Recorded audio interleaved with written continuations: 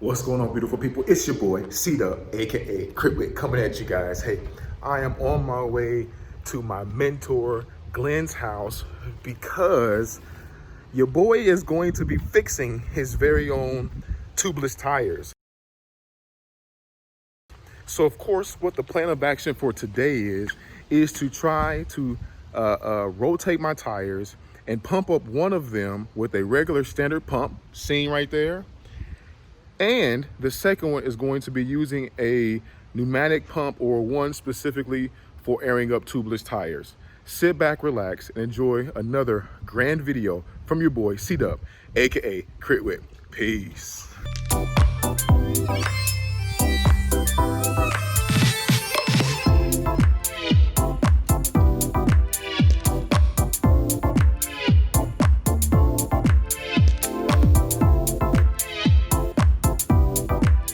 20 minutes later.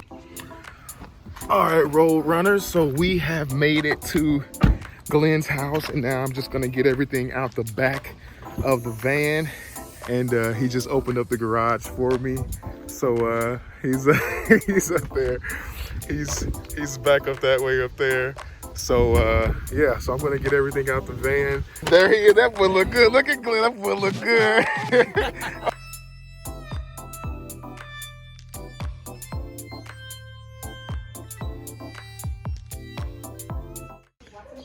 All right, beautiful people. So as you see here, we have a standard floor pump, and I'm going to use this to air up one of the tires to see if we can get a seal. And then we're going to have a actual Joe Blow tubeless tire. You guys probably says it upside down, but you can see that this is a Topeka or Topeak. So we're going to use one for one tire, and we're going to use the other for the other tire. But additionally, what I have here is I have the injector. I have the injector, which again, all these items came from Stan's No Tube. So I got the injector here, which that allows me just to put the tire on and then to inject it through the stem. I have the core remover. I also have the Stan's No Tube tire sealant, and they have a sealant specifically for racing. I got what they had in the store. I have the Stan's or the Pedro's tire lever to get the tire off and on. And of course, have to go with the Strava Pro 1s. This is the older series. The newer series has two ones here. One is like a golden color, but we got the Strava Pro 1s. That's what I'm running. So this is your typical setup and what you will usually need to get tubeless set up and established on your road bike. Glenn, he actually had a surprise for me to share with you all. So of course, I was just talking about the I guess you say the 2019 Pro 1 Schwalbes, but he also has the 2020 Pro 1 Schwalbes. Get that right side up. And again, this is what they look like in the box. So this is, of course, is a surprise to me as well as I'm doing this. What head he's and so this is amazing. He's going to take it out. Here we go, get him on the camera taking it out. But this is what the Schwalbe Pro 1, the 2020 version, look like. And the biggest difference is they're supposed to be more subtle. They're supposed to be easier to get on the bike. And as I was mentioning, they have the double one on. So you see the older version has just the single one.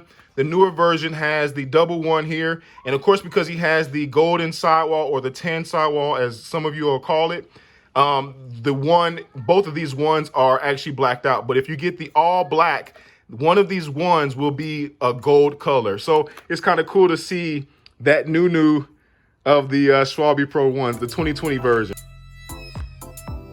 Okay, so usually with tubeless, I mean, I watched a bunch of videos, I made a lot of mistakes, and it has been a big pain in the butt. And so this may work for you or anybody else, but what I do is, so this is tubeless right now? Yes. So that's good. So we already know that the tire, we don't have to go through, jiggling this thing and making sure it's sealed. Is this, what kind of core is it? Can we take out the core? Yeah, you should be able to take the core out, yes. Okay, good. So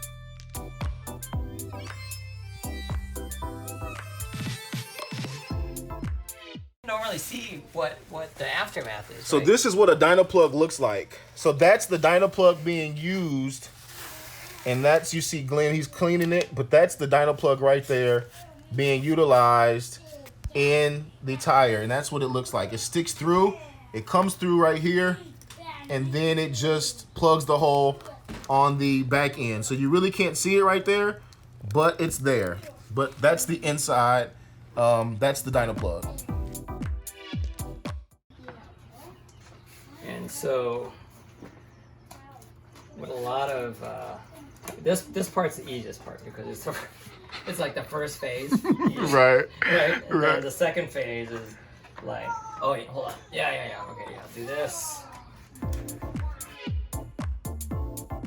I guess here. Yeah. So you gotta charge it first. Yeah. So because the gauge is broken, I just keep on until I can't do it anymore. Gotcha. And before the gauge broke, it usually went all the way to 160. Gotcha. So right now it's like easy. And so this is you charging it. Yay. Gotcha. 2 hours later. Or including your upper body Yes. in your arm muscles. 12 seconds later. You just need to get the seal around the tire. So 2 ways. You can do this without the valve. Okay.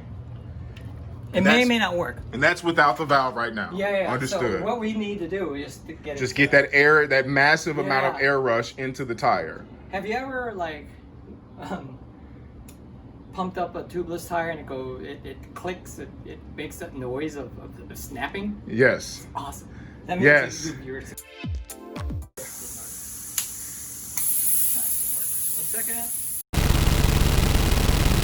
Luckily it easily washes off, but still.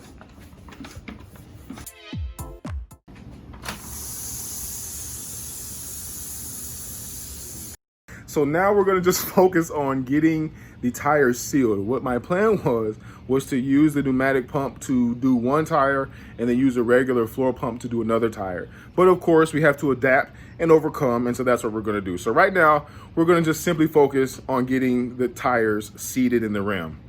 Keep us in your prayers. We're handling adversity. And overcoming it.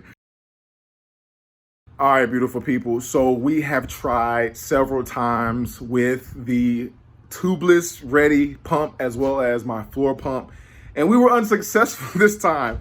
So tubeless is really hard to get the tires seated. So I'm probably going to have to take it to one of the local shops that are willing to just get it pneumatically aired up and seal it in and get it to its final status of being pretty much aired up with the sealant on the inside. But again, you win some and you lose some. But this story shall be continued. You're probably laughing. I'm laughing on the inside. But we got Glenn here, and he's going to give us some more information on what the experience was like. So here's Glenn. So, as Whit said, it's a pain. It's a pain in the tuchus. And I was confident that we would be able to seal the tire that was mounted previously on his rear, but it looks like we can't. And it's hit or miss, and without a compressor to put that shot of air to seal the tire, it's just a pain. We were using the Toe Peak Joe Blow booster, which I've used previously, and it's worked. But then these were with tires that were tubeless ready, but easier, like the 2020 version. But I've had issues when I try to pump up a cyclocross tire, and that was a pain. What you say, Mr. Kirkwood? It's been a few days.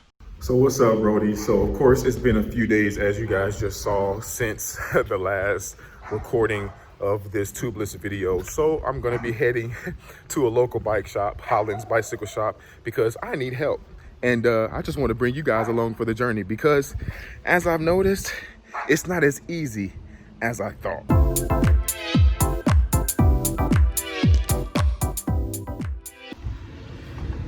Alrighty, road runners, so we are here. So I'm going to get my stuff out of the vehicle, and hopefully, not even hopefully, I know everything is gonna go swell, because they have taken care of me every time I need help. So just getting all the stuff that I had at Glenn's house, and we shall be on our way.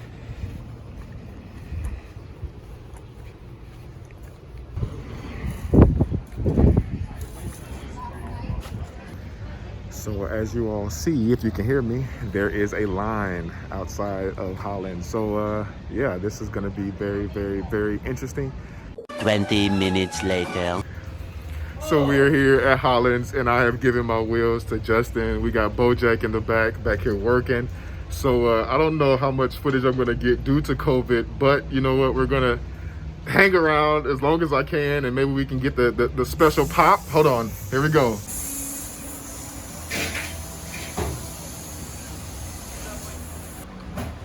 He's doing some investigation work right now.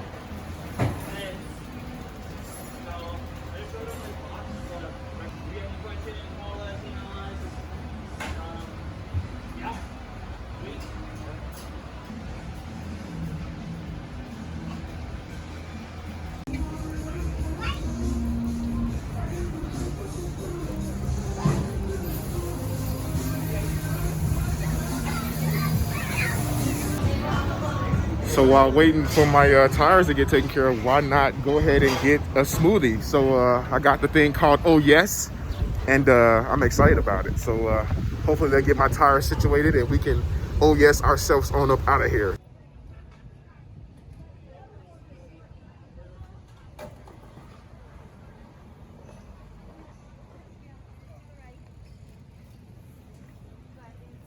"12 seconds later."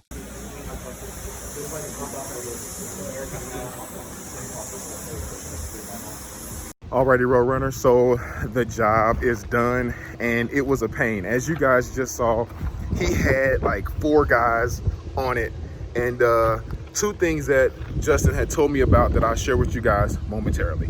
Alrighty, so as you guys see right here, this picture is displaying the first thing I'm going to talk to you guys about. So you see the profile of a cut through profile of a tubeless or any deep dish cycling wheel, and the middle portion of the I guess you say the channel that runs in the actual rim, where you know the tire would sit once you put it on.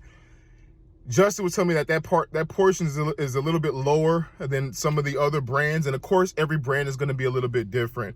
But for you guys, because again this is a tubeless video, I would say take that in consideration. And reason being is because the deeper that channel is, causes the tire has to work harder, or the air has to work harder to push the tire out of that channel up onto the edges, as you see in the picture. The second thing is, he mentioned to me that with some brands of tire, the more worn that they are, the harder they are to actually set. He said that since I rotated my tires by putting the front tire on the back and putting a brand new one on the front, he said that the front tire went on very easy, but it was the back tire that was having a hard time simply because it was more worn. Still a good tire, it just took a little bit more time to get set on the rim. And so as you guys had previously saw, there was like 4 people on that tire trying to get it set. So tubeless, it's a pleasure to ride on, but just being honest, it's a pain in the kisser